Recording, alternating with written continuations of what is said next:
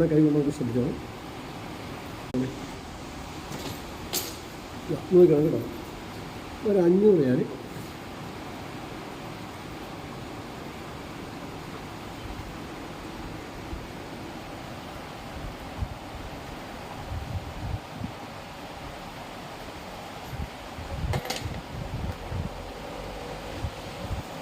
അഞ്ഞൂറ് അവിടെ ഉണ്ട്. ഇനി എത്ര കയ്യിലുണ്ടാവും? 2000 ഇല്ല. അത് പഴയ കാലത്ത് 1000 ഉണ്ടാവും. റെഡി. 1000 അയ്യോ, മൂന്നാമത് ഒരെണ്ണം ഇല്ല, രണ്ടാണ്. ഇനി ഇതിങ്ങനെ വയ്ക്കുന്നു, 500 എടുത്തുകൊണ്ട് വയ്ക്കുന്നു.